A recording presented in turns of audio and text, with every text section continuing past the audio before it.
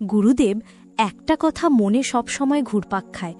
মানুষ মাঝে মাঝে রাগ করে কষ্টে হতাশায় অন্যকে অভিশাপ দেয়। কেউ কেউ তো বলে আমার মুখ থেকে কথা বেরোলে ঠিকই ফলবে। গুরুদেব, সত্যিই কি অভিশাপ ফলে? কেউ যদি আমাকে অভিশাপ দেয় তবে কি আমার জীবন নষ্ট হয়ে যায়? মা, খুব গভীর প্রশ্ন করেছ। মানুষের জীবন, মন, শক্তি এগুলো শুধু চোখে দেখা জিনিসে সীমাবদ্ধ না, শব্দেরও শক্তি আছে। বেদে বলে যে বাক্শক্তি সূর্যের চেয়েও তীব্র। যে কথা হৃদয় ভেদ করে সে ফল দিতেই পারে। কিন্তু এর মানে এই নয় যে যে কাউকে কেউ অভিশাপ দিলেই তা সঙ্গে সঙ্গে কার্যকর হয়। অভিশাপ লাগার জন্য 3টে বিষয় একসাথে মিলতে হয়। 1, যে অভিশাপ দিচ্ছে তার হৃদয়ে প্রচণ্ড ক্রোধ ও তাপ। 2, যে অভিশাপ শুনছে তার মনে ভয় ও দুর্বলতা। 3, সংযোগ, অর্থাৎ গ্রহণ করার মানসিক অবস্থা। যেমন বজ্রপাত সবার মাথায় পড়ে না, শুধু যখন পরিবেশ অনুকূল হয় তখনই তড়িৎ কাজ করে। অভিশাপও ঠিক তেমনই। মানে গুরুদেব, যদি কেউ আমাকে গালমন্দ করে, অভিশাপ দেয়, তাহলে আমি যদি ভয়ে পাই না, তাহলে কি সেটা আমার উপর কাজ করবে না? না মা, করবে না। এটা এমন, যদি কেউ তোমাকে বিষ দেয় আর তুমি সেটা খাও না, তবে কি বিষ তোমাকে মারতে পারবে? তেমনি অভিশাপ এমন এক শব্দ বিষ, যা কাজ করে যদি গ্রহণকারী ভয়, দুর্বলতা বা সন্দেহে ডুবে যায়। কিন্তু মনে রেখো, যদি তোমার মন পরিষ্কার থাকে, তোমার অন্তর শক্তিশালী থাকে, তোমার কর্ম সৎ থাকে, তাহলে পৃথিবীর কেউই তোমাকে অভিশাপ দিয়ে ক্ষতি করতে পারবে না। 1, অভিশাপের মূল শক্তি কোথা থেকে আসে? যে অভিশাপ দেয় সে মানুষটাও কিন্তু ভুল করে। সে নিজের ভিতরে আগুন জমায় এবং সেই আগুন প্রথমে তাকেই পোড়ায়। তাই শাস্ত্রে আছে যে অভিশাপ প্রথমে দাতাকেই আঘাত করে। 2, শ্রীমদ্ ভগবদ্ গীতা কি বলছে? গীতা বলে, যে মানুষ ক্রোধ ধরে রাখে সে নিজেরই শত্রু। গুরুবচন। অভিশাপের শক্তি নয়, মনের দুর্বলতাই মানুষকে ক্ষতি করে। 3, মহাভারতে প্রচুর উদাহরণ আছে। দুর্বাসা ঋষি রেগে অভিশাপ দিতেন, কিন্তু যাদের মন পবিত্র ছিল তাদের ওপর সেটা কাজ করত না। যেমন কৃষ্ণ, তার ওপর দুর্বাসার অভিশাপ কোনোদিন ফলেনি, কারণ মনের শক্তি, সত্য ও ধর্মে অবিচল থাকা। মা, জীবনটা নদীর মতো। নদীতে কেউ যদি পাথর ছোড়ে তাতে নদীর গতি থামে না, একটু ঢেউ হয়, তারপর শান্ত হয়ে যায়। যদি তুমি তোমার জীবনকে নদীর মতো চলতে দাও, তাহলে কারো অভিশাপ তোমার পথ আটকাতে পারবে না। গুরুদেব, তাহলে কি অভিশাপ কখনোই সত্যি হয় না? হয় মা, কিন্তু খুব সীমিত ক্ষেত্রে। যদি মানুষের পাপ খুব বেশি জমে থাকে, তার নিজের বিবেক তাকে দোষী মনে করায়, ভেতরে ভয়, সন্দেহ, অপরাধবোধ থাকে, তখন সে নিজেরই মনে অন্যের কথাকে সত্যিতে রূপান্তরিত করে। অর্থাৎ অভিশাপ যতটা বাইরের শব্দ, তার থেকে বেশি নিজের মনেই সৃষ্টি করা ভয়। যে মানুষ নিজের অন্তরে ঈশ্বরের ওপর ভরসা রাখে, তার ওপর হাজার অভিশাপও গায়ের ধুলো ছুঁতে পারে না। মা, শুনে রাখো, যে মানুষকে সহজে অভিশাপ লাগে সে মানুষটা নিজের মনকেই শত্রু বানিয়ে রেখেছে। আর যার হৃদয়ে শুভ চিন্তা, সাহস, সৎকর্ম, ঈশ্বর নিষ্ঠা আছে, পৃথিবীর কোনো অভিশাপ তার গায়ে লাগতে পারে না। গুরুদেব, আপনি বললেন অভিশাপ লাগে তখনই যখন মন দুর্বল থাকে।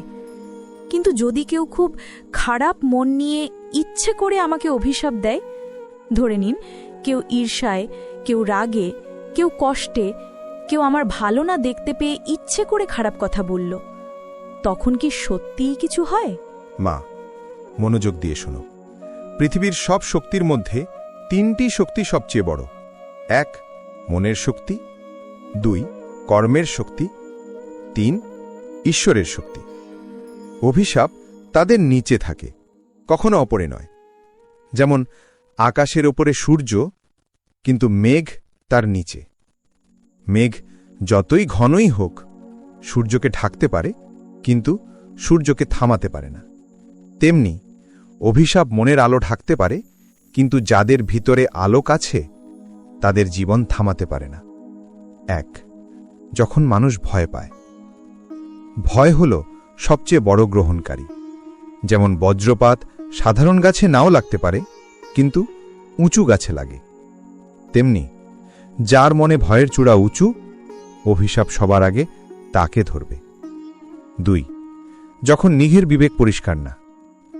যার পাপ জমে, অপরাধবোধ থাকে, সে মানুষ নিজের ভয়েই ভেঙে পড়ে। অভিশাপ তখন বাইরে নয়, ভেতরেই কাজ করতে থাকে। 3. যার মন খুব দুর্বল, দুর্বল মন এমন যেন ছিদ্র হওয়া ছাতা, বৃষ্টি পড়লে ভিজবেই, অভিশাপও সেই ছিদ্র খুঁজে নেয়। যে মানুষ সত্য পথে থাকে, যে মানুষ অন্যায় করে না, যার মন শক্ত, সাহসী, যে মানুষ ঈশ্বরকে বিশ্বাস করে, যে মানুষ আশীর্বাদে চলে, অভিশাপে নয়। শাস্ত্রে আছে, সৎকর্মের ঢাল অভিশাপের বাণ ফেরত পাঠায়। গুরুদেব, তাহলে কি কেউ আমাকে অভিশাপ দিলে সেটা তার দিকেই ফিরে যায়? হ্যাঁ মা, অভিশাপ এমনই এক শক্তি, যদি কেউ সেটা গ্রহণ না করে, তখন তা বাতাসে ঝুলে থাকে এবং শেষমেশ দাতাকেই আঘাত করে। যেমন কেউ যদি আগুন ছিটায় আর সামনে কেউ না থাকে, তবে আগুনটা ওর হাতেই পড়বে। বহু লোক নিজের রাগে, ক্ষোভে, ঈর্ষায় নিজের জীবনই পুড়িয়ে নষ্ট করে। এক গৃহস্থ মানুষ প্রতিবেশীকে হিংসা করে অভিশাপ দিতে লাগল, তোমার সংসার নষ্ট হবে, তোমার সুখ থাকবে না। কিন্তু প্রতিবেশীর মন ছিল স্থির, দৈনিক প্রার্থনা করত, সৎকর্ম করত, ভালোবাসা ও শান্তিতে থাকত। কি হলো জানো? যে অভিশাপ দিচ্ছিল তারই পরিবারে অশান্তি, রোগ, দ্বন্দ্ব বাড়ল। কারণ অশুভ শক্তি যেদিকেই ছোড়া হয়, সেদিকেই আগে আগুন লাগে। গুরুদেব, অভিশাপ কাটানোর কোনো উপায় আছে? 1. মনকে শক্ত রাখা। যে কথা হৃদয়ে ঢুকতে দেবে না, তা তোমাকে আঘাত করতে পারবে না। 2. নিজের ঘর সংসার পরিষ্কার রাখা, মানসিকভাবে। পাপ না করা, অন্যকে কষ্ট না দেওয়া, মিথ্যা না বলা, চুরি না করা, এগুলো জীবনে ঢাল তৈরি করে। 3. ঈশ্বরের নাম জপ। নাম শক্তি এমন যা অন্ধকারকে মাইল দূরে সরিয়ে দেয়। শাস্ত্রে আছে, নামের শক্তির কাছে অভিশাপ জ্বলন্ত তুলোর মতো। 4. ঘৃণা না রেখে ক্ষমা করে দেওয়া। ক্ষমা হলো এমন আগুন যা অভিশাপের বিষকে ছাই বানিয়ে দেয়। 5. নিজের শক্তিতে বিশ্বাস রাখা। যে নিজের আলোয় হাঁটে, তার পথ অন্ধকার আটকাতে পারে না। গুরুদেব, কিন্তু যদি কেউ খুব কাছের মানুষ অভিশাপ দেয়, যেমন মা, বাবা, স্বামী, স্ত্রী, তবে কি সেটা বেশি ফলবে? মা, কাছের মানুষের কথা হৃদয় ছোঁয়ে, তাই কষ্ট লাগে। কিন্তু মনে রেখো, কাছের মানুষের রাগের অভিশাপ অভিশাপ নয়, কষ্টের কান্না মাত্র। অনেক সময় তারা রাগে বলে, হৃদয় থেকে নয়। ঈশ্বর হৃদয়ের কথা শোনেন, মুখের না।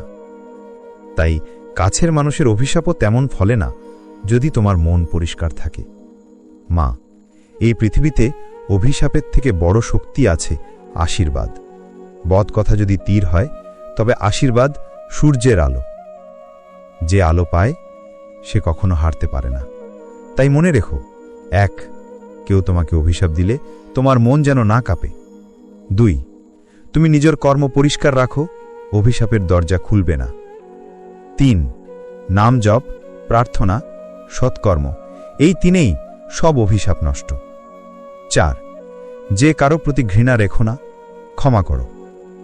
5. মনে সাহস রাখো, ঈশ্বরের সন্তানকে কেউ শাপ দিতে পারে না। 6. তুমি নদীর মতো চলতে থাকো, পাথর ছোড়া মানুষ নিজের হাতি আঘাত করবে।